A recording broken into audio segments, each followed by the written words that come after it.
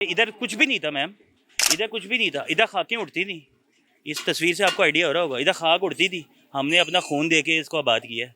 अब आप आज हमें कह रहे हैं कि उठ के चले जाएं इधर से, हम नहीं जाएंगे।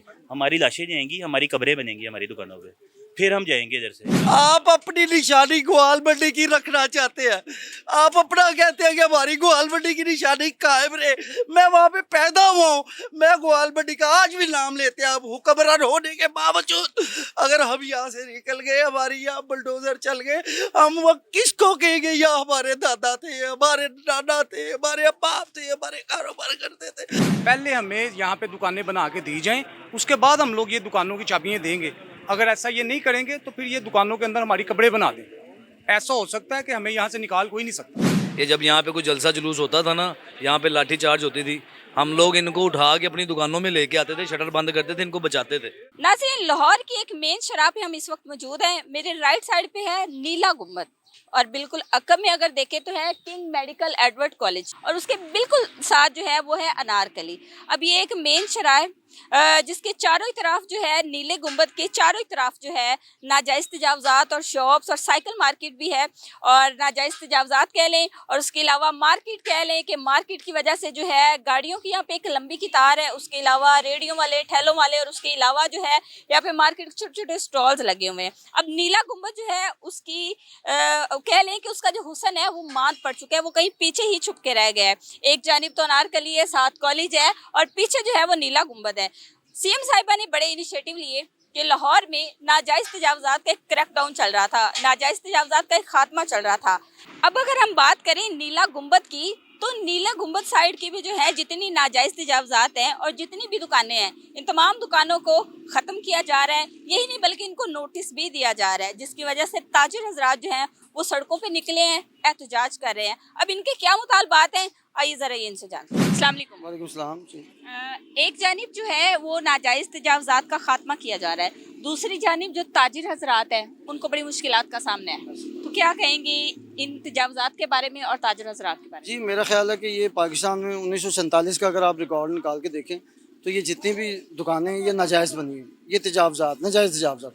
तो मेरा ये ख्याल है कि हम आवाम हैं, हमारे इस्लाम में भी, हमारे मज़हब में भी, हमारे कुरान पाक में भी है कि लोगों के लिए आसानियाँ पैदा करो, ना कि उनके लिए आप मुश्किलात पैदा करो। तो रास्ते जो है, रास्ते को रोकना या रास्तों को तंग करना वो बिल्कुल ठीक नहीं है। सबसे पहले उन लोगों का हक होता है जो गुजरते हैं, वो लाखों की तादाद में, और जो दुकानदार साथ बैठे हैं वो तो चंद चंद अफराद हैं ना, 30 होंगे, 40 होंगे, 50 होंगे। तो मेरे ख्याल में जो हुकूमत पंजाब जो कर रही है वो बिल्कुल सही कर रही हैं, वो नजायज़ तजावज़ात को उठा रही हैं। हम इससे बड़े खुश हैं और बड़े मुतमईन हैं, सेटिस्फाइड हैं। और we are thankful to chief minister साहिबा जो मरियम नवाज़ साहिबा हैं, जो ये इनिशिएटिव इन्होंने लिया लाहौर में, लाहौर की बाज़ारों को खुला कर दिया। जो नजायज़ तजावज़ात थे रेडियों की मद में और ठेलों की मद में और नजायज़ दुकानें, शेड जो उन्होंने दुकानों से आगे बढ़ाए हुए हैं, ठीक है, ये सारा नजायज़ इनको ख़त्म होना चाहिए और हमें साफ़ सुथरा खुला लाहौर चाहिए, वही लाहौर चाहिए जो आज से 50 साल पहले था। अस्सलाम वालेकुम। वालेकुम अस्सलाम। जी सर, कैसा है एहतजाज? एहतजाज, अब अपने हक़ के लिए एहतजाज की आवाज़ दी है सर। मैम, हमारी ये सकाफ़ती दुकानें हैं, ये जो आप देख रही हैं नीला गुंबद में, ठीक है, और ये हम बिफ़ोर पार्टीशन किया, गोरों जब गोरा इधर आया था उस वक्त से हम बैठे हैं 1880 से, ठीक है। हमारी इस दुकानों पे 5वीं से 6ठी जनरेशन आ गई है जो ये काम कर रही है, ठीक है। आज आप हमें कहते हैं कि ये आप दुकानें खाली कर दें और अपना बोरिया बिस्तरा समेटें और खाली करके चले जाएं, ऐसा कैसे हो सकता है? ये बेसिकली शॉप जो है खरीदी हुई है? जी नहीं, ये दुकानें ख़रीदी भी नहीं है, ये हमारे आबाओ अजदाद ने वक्फ प्रॉपर्टी थी नवाब तकी साहब की, जो उन्होंने मस्जिद को वक्फ कर दी थी। तो ये वो दुकानें हैं जो किराया इकट्ठा होता था वो मस्जिद की तज़ीन और आइश पे लगता था। तो ये वो दुकानें हैं। और जब 1960 में जनरल अयूब ने वक्फ बोर्ड कायम किया तो फिर ये दुकानें औकाफ ने हमसे टेक ओवर कर ली और अपनी कस्टडी में ले ली। और उस वक्त पहले हम नवाब तकी को किराया देते थे, अब हम औकाफ को किराया देते हैं। मगर औकाफ भी इस दुकानों का मालिक नहीं है, कस्टोडियन है, ठीक है ना। मालिक और कस्टोडियन में फ़र्क होता है। जैसे हम कहते हैं कि हम मालिक नहीं हैं, हम किराएदार हैं, टेनेंट हैं, तो इस तरह औकाफ भी मालिक नहीं है, वो भी कस्टोडियन है। अब जब तक हमारी है विल हम बैठे रहेंगे, जब हमारी विल ख़त्म हो जाएगी कि अब जी हम जा रहे हैं, हमें ज़रूरत नहीं है, तो वो किसी और को इसको टेक ओवर कर देंगे। ये होता है इसमें। आगे का क्या लाएंगे? नहीं, कौन से तजावज़ात, किस तजावज़ात की बात कर रही हैं आप? कहाँ तजावज़ात नजर आए हैं आपको कोई? आप मुझे बताएं, मैं आपसे सवाल कर रहा हूँ, आपको कोई तजावज़ात नजर आए हैं इधर? मैं इधर लड़ने नहीं आई, मैं आपका नहीं, मौक़िफ़ लेने आई हूँ। मैं आपसे पूछ रहा हूँ, हज़रात, ये तजावज़ात आपको कहीं नजर मेरा नहीं कहने आए? का मकसद ये है कि अगर हुकूमत कोई अगेंस्ट एक्शन लेती है तो आपका आगे का लाए अमल क्या होना? हम नहीं होने देंगे। आप इधर एक इंच की इंक्रोचमेंट साबित कर दें, मैं अपनी दुकान खुद तोड़ दूंगा।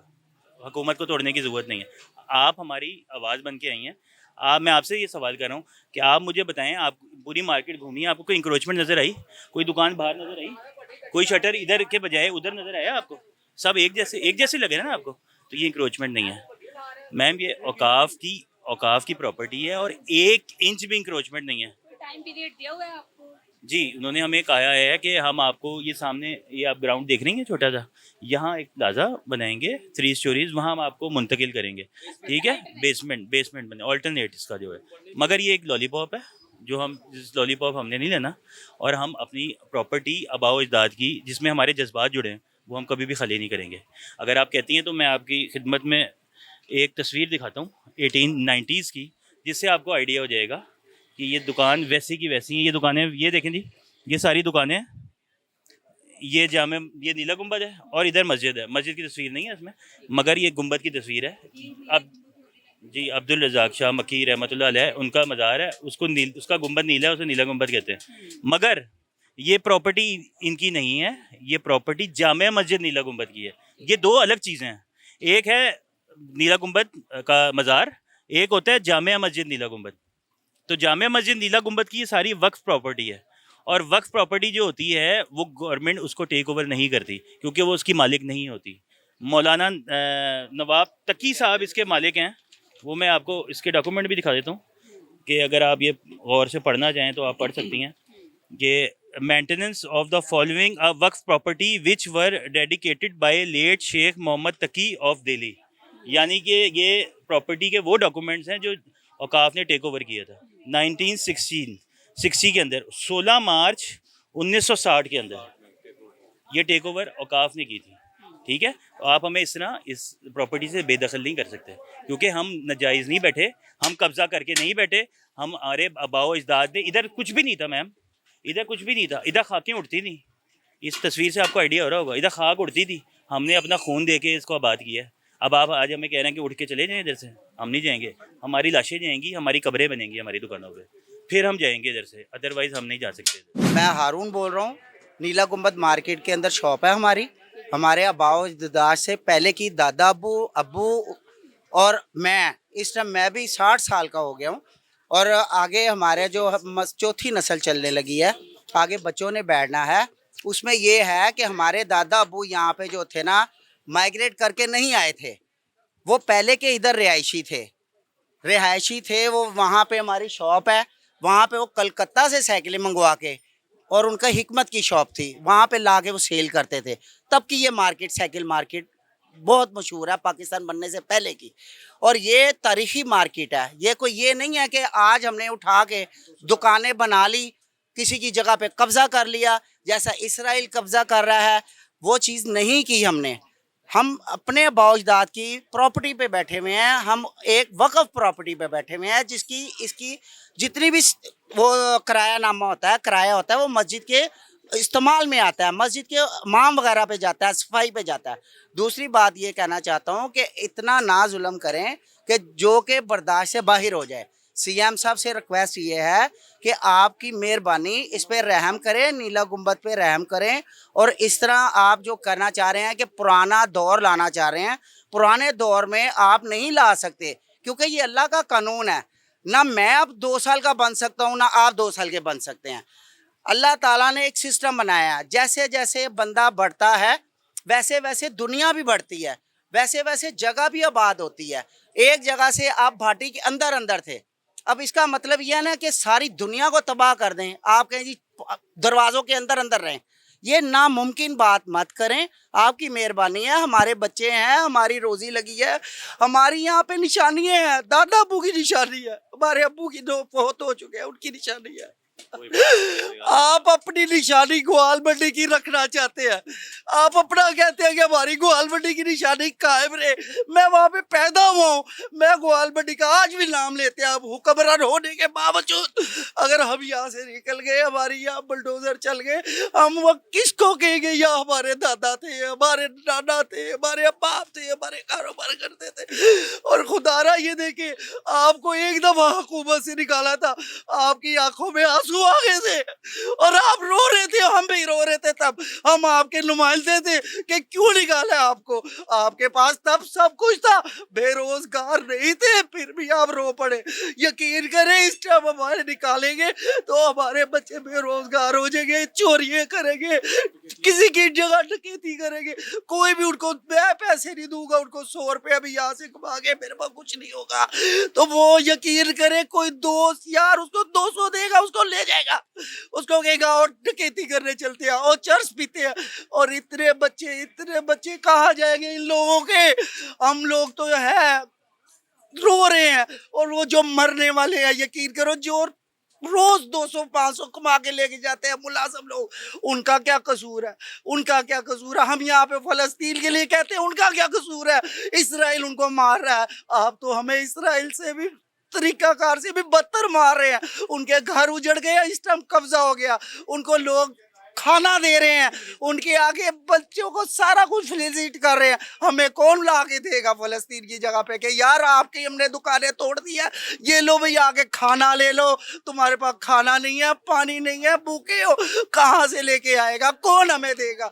खुदारा सीएम साहब, आप अपने बच्चों को जैसे प्यार करते हैं, गले लगाया उस दिन आपने अपनी बच्ची को और कहा ये मेरी डॉटर है, कितना दिल बड़ा हुआ होगा आपका। अगर वही इस टाइम बेरोजगार हो और दर दर की ठोकरें खा रही हो, तो यकीन करें आपके दिल पे क्या गुजरेगी, ये मुझे सिर्फ बता दीजिएगा। बस यही मैं कहना चाहता हूँ। हमारा कत्ल करो, बंद करो, कत्ल करना बंद करो। आपका शुक्रिया नवाज शरीफ साहब, आपकी मेहरबानी, आप तो बच्चे वाले हो, आपकी मेहरबानी, आपके बच्चे बाहर के मुल्कों में अगर उनको निकाल दे, पैसा सारा ले ले, आपको पाई पाई का मोहताज कर दे, तो आप रोगे नहीं जैसे मैं रो रहा हूँ? आप क्या करोगे? आप मर जाओगे। आप कहोगे मैं अपने बच्चों के लिए वजीर आजम होकर कुछ नहीं कर सका, तो मैं कुछ नहीं कर सकता, सिर्फ इल्तिजा ही कर सकता हूँ। आपकी मेहरबानी। अल्लाह हाफिज, आपको अल्लाह ताला सलामत रखे। आज जिंदगी है तो अच्छा कर जाओ, हकूकुल बात की माफ़ी नहीं मिलेगी। ये अल्लाह ताला ने कुरान पाक में भी कह दिया है, हकूकुल बात करो, कब्र का अजाब से बचो। अल्लाह को जवाब देना है। यहूदियों को, गैर मुस्लिम को कब्र के अजाब का नहीं पता, उनको ऊपर जाके हिसाब देने का नहीं पता, मगर उनको ये पता है कि हुकूकुल बात में हम जरा सा भी गलत कर दिया हम मर जाएंगे, हम ऊपर क्या करेंगे, किसको जवाब देंगे? उनको कुरान पाक का ये नहीं पता, फिर भी वो उस पर अमल कर रहे हैं, बंदों को बेरोजगार नहीं कर रहे, भूखा नहीं मरने देते। देखिए जी, यहाँ पे हमें ये कहा जा रहा है कि ये आप मार्केट जो है ये खाली कर दें, तो हम लोग आपको यहाँ पे सामने ये फुवारा है, इसके नीचे 3 मंजिला जो है वो बेसमेंट में हम आपको दुकानें बना के देंगे अल्टरनेट इसमें। लेकिन अगर ये करना चाहते हैं तो ठीक है हम लोग, लेकिन सबसे पहले वहाँ पे दुकानें बनाएं, तो फिर हमारी से ये दुकानों की चाबियाँ ले लें। उससे पहले कि हमें कहें जी 3 माह में हमारा प्रोजेक्ट है, हम लोग ये दुकानें बनाएंगे, तो आप ये दुकानें हाल ही कर दें। तो आप मुझे ये बताएं कि हम लोगों का जो रोज़गार है, तो हम लोग अपने बच्चों का रिजल्ट कहाँ से कमा के लेके जाएंगे? पहले हमें यहाँ पे दुकानें बना के दी जाएँ, उसके बाद हम लोग ये दुकानों की चाबियाँ देंगे। अगर ऐसा ये नहीं करेंगे तो फिर ये दुकानों के अंदर हमारी कपड़े बना दें। ऐसा हो सकता है कि हमें यहाँ से निकाल कोई नहीं सकता। जी अस्सलाम वालेकुम जी। ये इन्हीं दुकानों की टेंशन की वजह से हमारे एक बुजुर्ग हैं नीला गुम्बद में, जिनकी डेथ हो गई है। उनको अटैक हुआ है, हार्ट अटैक हुआ है, उनको वो फोत हो गए हैं। 10-12 दिन हुए हैं उनको। जब से ये पता लगा कि दुकानें ख़त्म हो रही हैं, सारा मामला 100 बंदे के ज़हन में आता है। वो 3 नस्लें चल रही थी, वो ये 10-12 दिन पहले फोत हो गए। ईदें ख़राब हो गई हमारी। मैं ऐसे मुलाजिम हूँ यहाँ पे, लेकिन मेरे भी वाला साहब के डेली से होते हैं, बहुत खर्चियाँ घरों के। अल्लाह पाक यहाँ से हमें देते हैं, एक वसीला ही बना हुआ है ना हमारा, हर बंदे का एक वसीला बना हुआ है। लेकिन ये नवाज शरीफ साहब बहुत गलत कर रहे हैं। ये जब यहाँ पे कोई जलसा जुलूस होता था ना, यहाँ पे लाठी चार्ज होती थी, हम लोग इनको उठा के अपनी दुकानों में लेके आते थे, शटर बंद करते थे, इनको बचाते थे। मैं अपने जेब में से, मैं मुलाजिम हूँ, मैं अपनी जेब में से 500-500 हज़ार रुपये का बोतलें का पानी की ला के इनको पिलाता था। नाज़रीन, ताजिर हजरात जितने भी हैं जो यहाँ पे प्रोटेस्ट कर रहे थे, उनके उनके मुतालबात जाने। उनका मुतालबा यही है कि वो बेरोज़गार हो जाएंगे, लिहाजा एक जानिब जो है इनके मुतालबात भी सुने और दूसरी जानिब हुकूमत ने जो इनिशिएटिव लिया है उसके खिलाफ भी हम नहीं जा सकते। लेकिन हुकूमत को चाहिए कि इनके साथ मुज़ाकरात करके कोई ऐसा रास्ता निकालें जिससे इनका रोज़गार भी चलता रहे और आम आवाम को किसी किस्म की परेशानी का सामना भी ना करना पड़े।